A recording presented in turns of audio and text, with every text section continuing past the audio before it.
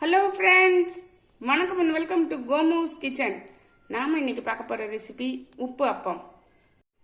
உப்பு அப்பத்துக்கு தேவையான பொருட்களை பார்த்துடலாம்.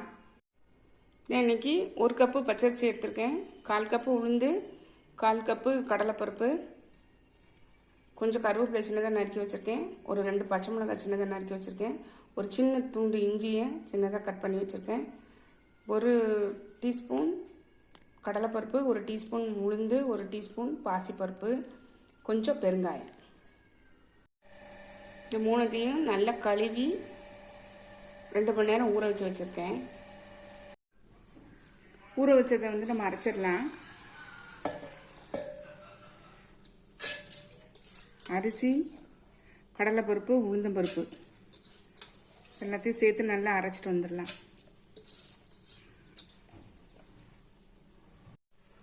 நல்லா அரைச்சிட்டு வந்துட்டேன் பாருங்கள். ரொம்ப நைஸாக இல்லாமல் கொஞ்சம் குறகுறப்பாக அரைச்சிட்டு வந்துருக்கேன். இப்போ இதில் மாற்றிடலாம். இந்த பவுலில்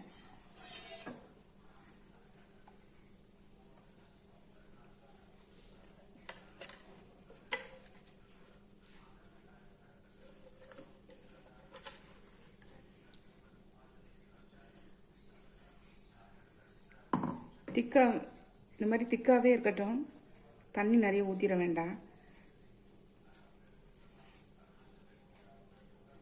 தேவையான அளவு உப்பு மட்டும் போட்டு நல்லா புளிக்க வச்சிடலாம். ஒரு 4-5 மணி நேரம் ஃபெர்மெண்டேஷன் ஆனால் நல்லா உப்பி வரும்.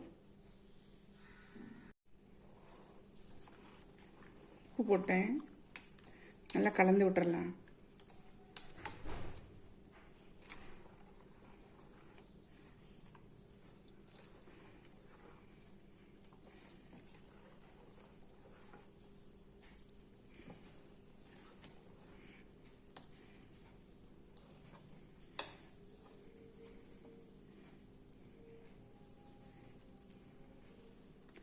இப்படியே இருக்கட்டும், தட்டு போட்டு மூடி வச்சிடலாம். ஒரு 5 மணி நேரம் 4 மணி நேரம் கழித்து பார்க்கலாம்.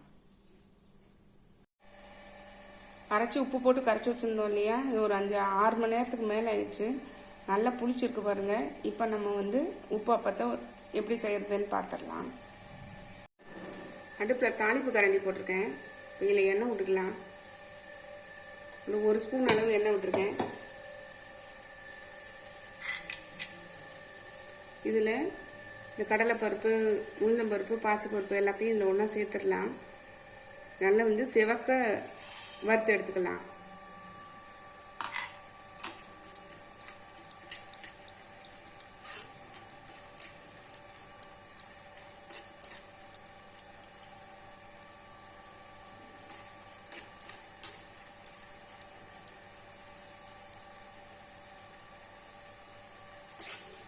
கருகிடக்கூடாது, ஆனால் அதே சமயத்தில் செவக்க வறுத்துடணும். இதெல்லாம் நம்ம அப்பத்தில் சேர்க்கும்போது சாப்பிடும்போது வாயில் கடிப்படும் போது நல்லா டேஸ்ட்டாக இருக்கும்.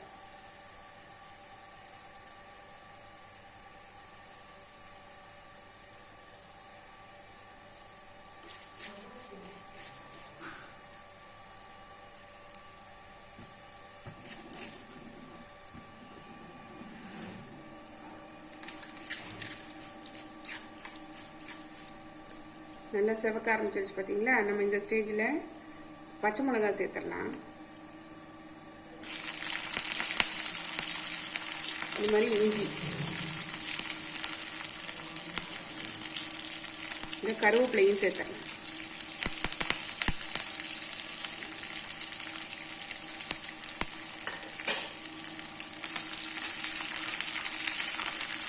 ரொம்ப வதங்க வேண்டாம், லைட்டாக வதங்கினா போதும். இந்த ஸ்டேஜில் இந்த பெருங்காயத்தை இதில் சேர்த்துறேன்.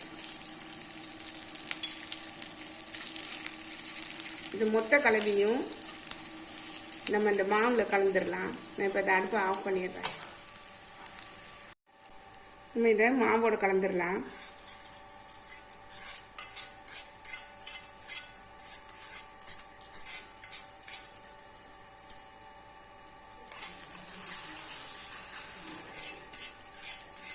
உப்பு நம்ம ஏற்கனவே இதில் சேர்த்துட்டோம். கரண்டி வச்சு நல்லா கலந்து விட்டுறலாம். நல்லா மிக்ஸ் பண்ணி விட்டுறலாம்.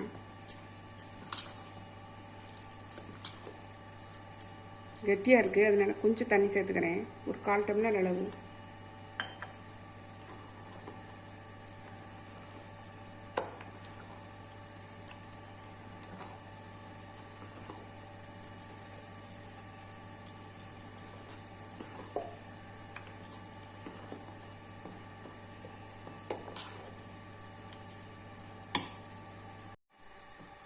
இதனுடைய கன்சிஸ்டன்சி பாருங்கள், இந்த அளவு இருக்கணும். ரொம்ப தண்ணியாகவும் இருக்கக்கூடாது, ரொம்ப கட்டியாகவும் இருக்கக்கூடாது. இப்போ அடுப்பில் பணியார கல் வச்சுருக்கேன். அடுப்பில் பணியார கல் வச்சுருக்கேன். கொஞ்சம் கொஞ்சம் இதில் எண்ணெய் ஊற்றிடலாம்.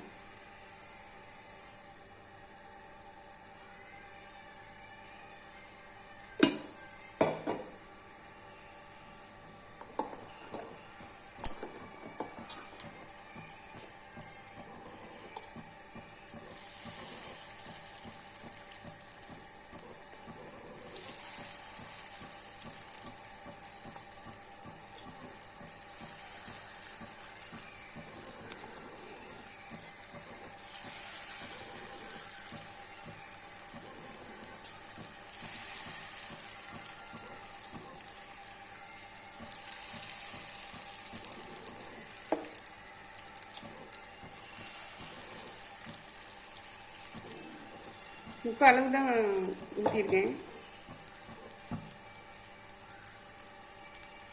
கொஞ்சம் வேகட்டும், காமிக்கிறேன். லேசாக மூடி வச்சிடலாம்.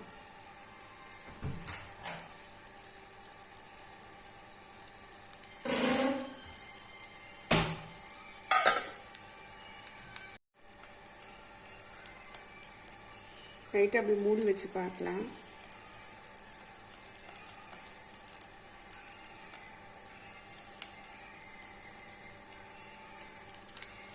நல்லா வெந்துச்சு பாருங்க.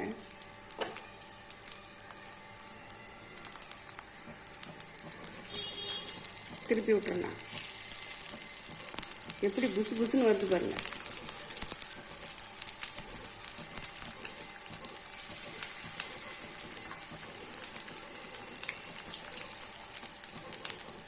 நம்ம சோடாப்பு எதுவுமே சேர்க்கலை. அரைச்சி வச்சு ஒரு 5 மணி நேரம் 6 மணி நேரம் கழித்து ஃபெர்மெண்டேஷன் ஆனதுனால நல்லா வந்து புசு புசுன்னு இருக்குது. நல்லா சாஃப்டாகவும் இருக்குது. இந்த பக்கம் வேகட்டும், நான் உங்களுக்கு காமிக்கிறேன். நல்லா வெந்துருச்சு பாருங்கள். இந்த பக்கமும் நல்லா வெந்துருச்சு.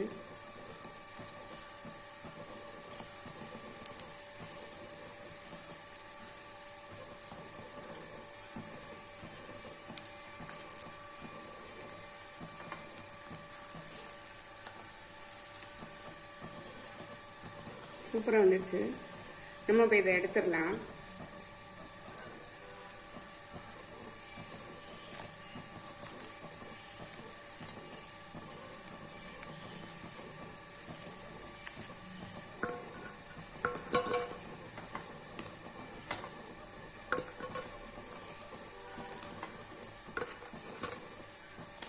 வெளியில் நல்ல கிறிஸ்பியாகவும் உள்ளே வந்து சாஃப்டாகவும் இருக்குது. செம்ம டேஸ்ட்டாக இருக்குங்க.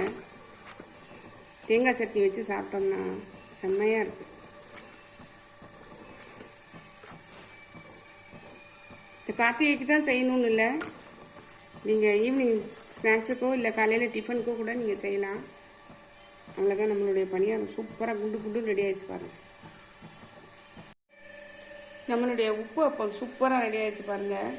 பார்க்குறதுக்கு எப்படி வெள்ளை வெள்ளைன்னு இருக்குது பாருங்கள். லைட் சாண்டல் கலரில் இருக்குது. உண்மையிலேயே ரொம்ப டேஸ்ட்டாக இருக்குதுங்க. நீங்களும் கண்டிப்பாக ட்ரை பண்ணி பாருங்கள்.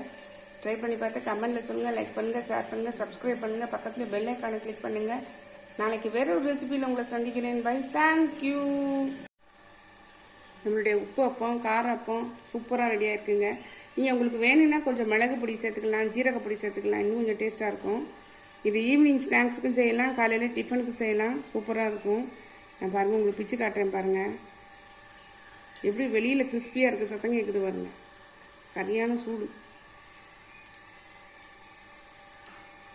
உள்ள பாருங்கள் எப்படி சொல சொலையாக இருக்குது. சூப்பராக இருக்குங்க. இங்கே சட்னியோடு வச்சு சாப்பிட்டிங்கன்னா செம்ம டேஸ்ட்டாக இருக்கும். குழந்தைங்கள்லேருந்து பெரியவங்க வரைக்கும் விரும்பி சாப்பிடுவாங்க. கண்டிப்பாக ட்ரை பண்ணி பாருங்கள். அனைவருக்கும் இனிய கார்த்திகை தீப நல்வாழ்த்துக்கள்.